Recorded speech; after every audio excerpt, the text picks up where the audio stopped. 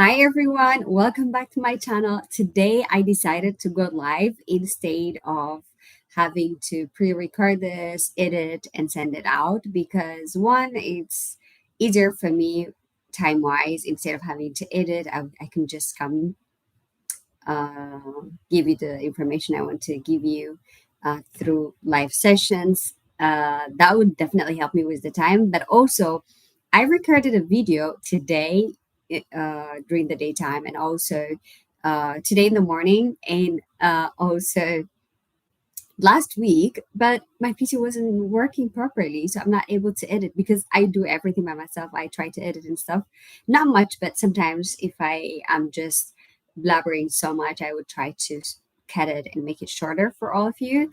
But I'm like, it's not working. So instead of not providing videos, I can just come live, and it's just it makes it easier for me to not spend so much time, but also since my PC isn't it's acting strange. So instead of like waiting for it to be okay, I can just go ahead and make it live.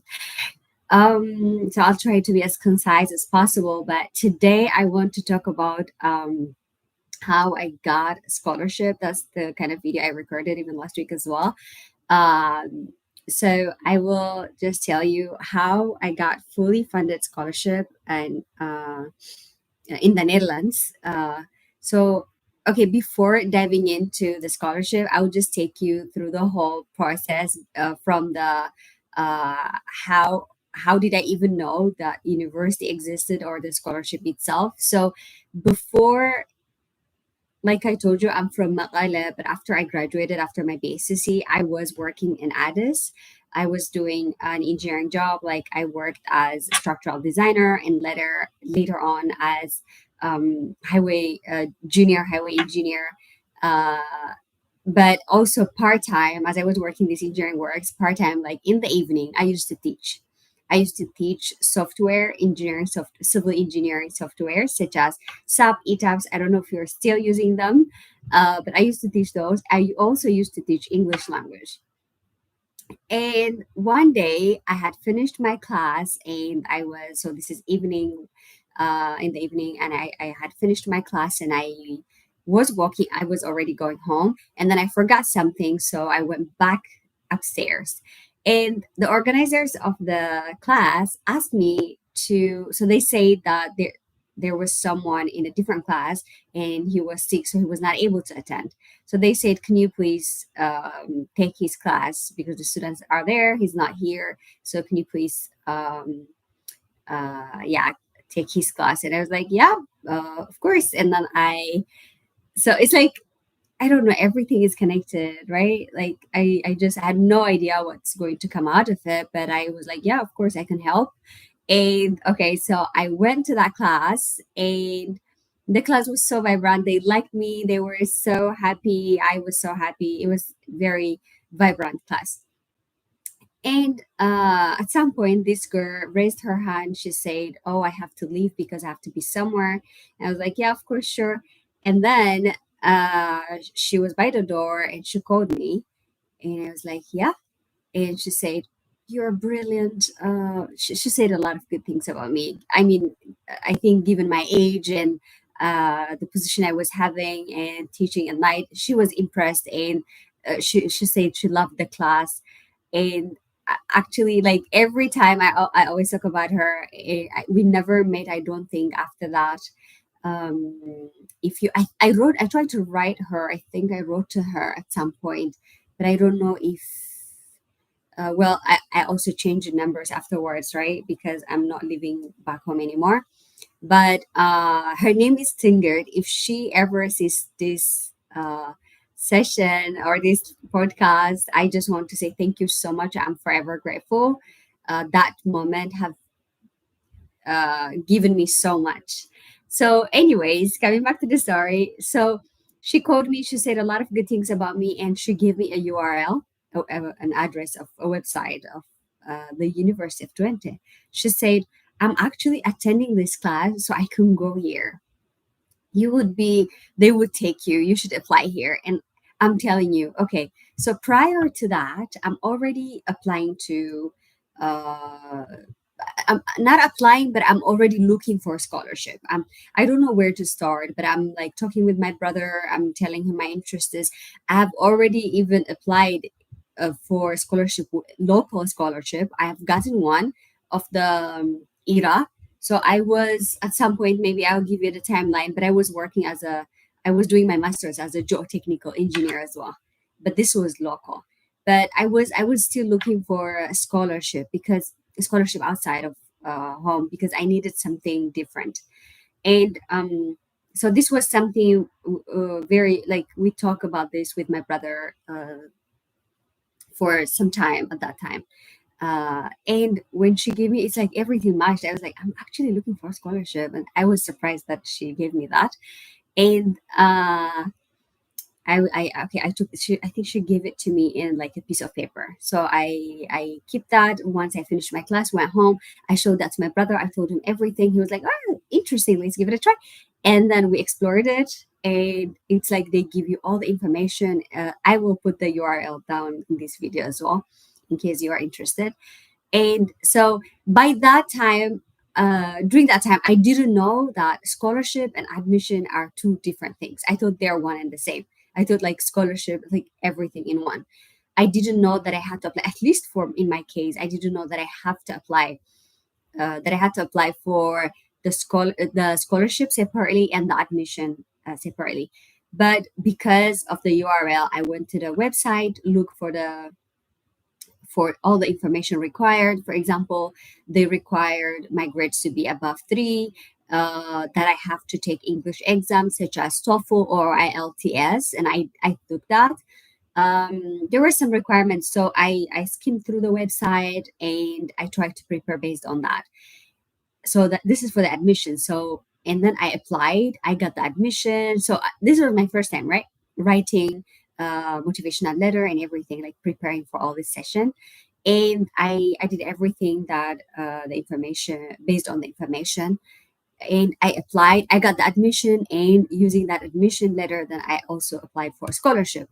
The scholarship I applied, I think in the beginning, was for the ITC Excellency Scholarship, which only covers 75% of it. I didn't know, or maybe, I mean, they give all the detailed information, but given that it's my first time interacting with these kind of things, I didn't really understood it maybe. So I applied and I got the scholarship, but like I said, it was like 75%. So that means 25% of it I have to cover.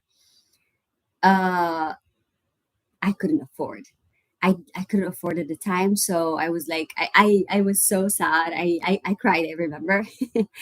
And my brother was so supportive. He was like motivating me that we could like we could try other things and stuff. But yeah, so that didn't work out. But immediately I didn't give up, you know. I immediately started gathering other necessary materials, and also looking for other full scholarship options, so that I can get another full scholarship. And I tried to improve like my motivation statement, everything. I was like trying to make it way better than the one I had before. By that time, I also contacted someone that already studied in there, who was also from the same country mate with me. So I, because there was someone I know that he said he knows someone who actually went there to the University of Twente, and then he connected me. So I talked to him. By this time, because of that interaction, because I already applied in the first for the first scholarship, the ITC one, I already, like, I tried it, right? It was not full scholarship, but at least I tried something, and I've learned something about it. At least I was connecting with people. I was going to LinkedIn, asking people, even Facebook. There were people who studied there. I was asking them, what are the things I need to do? What other scholarships are there for full scholarship? I was already gathering information. That's like, I don't know. Uh, and like I say, this is also why I'm doing this podcast, right? Like more than half of the reason we don't get scholarship is actually the information itself. We don't know it exists. Do you know what I mean? For me, it was like more than half of it was like, I have no information. I don't know where to start. I was interested, but I have no idea where to begin. You know what I mean? There is no exposure. Even social media, I think I was only active on Facebook. I mean, on LinkedIn as well. I was trying to post, but to be honest, like looking back from now, of course, it's been long and have learned so much. But looking back, I feel like I was so clueless. I was like, I didn't even know the power of social media or LinkedIn or but I was doing it anyway. I was like participating. I would one thing was leading me to the other, but I didn't know like it was not strategic move. I was just walking through connecting one to the other, kind of. But looking back, it was so helpful, and those are the right things I should have done even. So that was correct. So it was helpful for me that I was interacting with people that studied there, that I was gathering information, that I was reading the information of those scholarship, what they require really.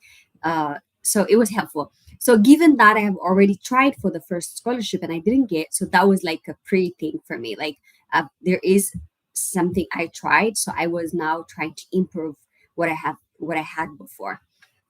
And then, so like I told you, I didn't give up. So I immediately went there and started building again, building my motivation letter, um, improving my CV and stuff.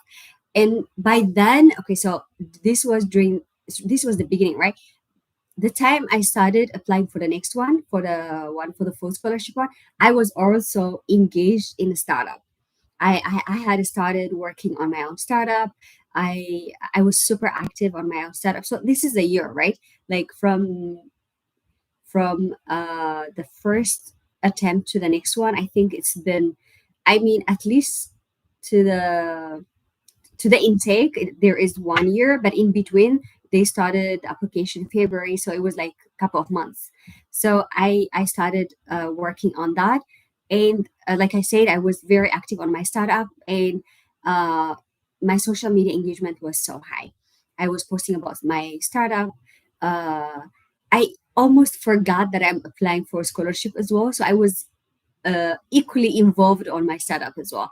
I was so passionately working because there was my target was, for example, in my startup, I was trying to connect farmers with consumers because I had the argument that farmers are getting less money because there are a lot of intervenes in between, so they get less price than they deserve, even though they produce um, quality products. Or even to be able to produce quality products, they need to get buyers, and for that there are a lot of intervenes in between, so the price gets expensive. So I was trying to provide to connect farmers and consumers and create a platform for them.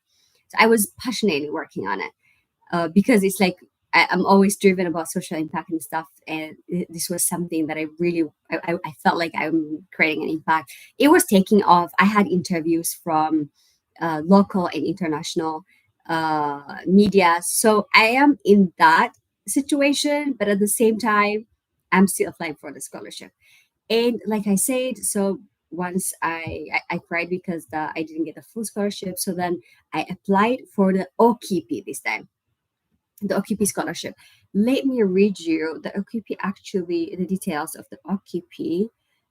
Well, the OKP stands for the Orange Knowledge Program, the Orange Knowledge Program, and it's funded by the Dutch government. It covers tuition, travel, insurance, living expenses, literally everything.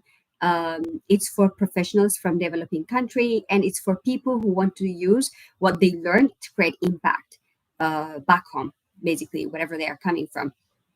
So I again applied, and then once I got the university acceptance, the admission, then I applied for the OKP. So that's what I did, and I got the scholarship. I don't want to make this very long, so I'm just going to maybe leave it there, unless there are some other things I want to say today. Um, I'm just going to leave it there so that you can, yeah, I think I will leave it there.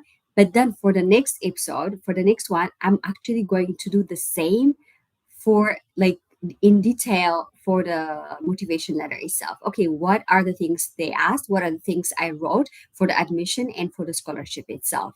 Okay, So stay tuned. Please make sure to subscribe to interact with me, to let me know if this is really helpful, and also what are the things I have to focus on. And please tell me if this is actually better. And by the way, I remember you guys were complaining about the shadows, and I've said that before. I think I recorded today earlier than usual because it's Sunday and we're going live, so it's easier.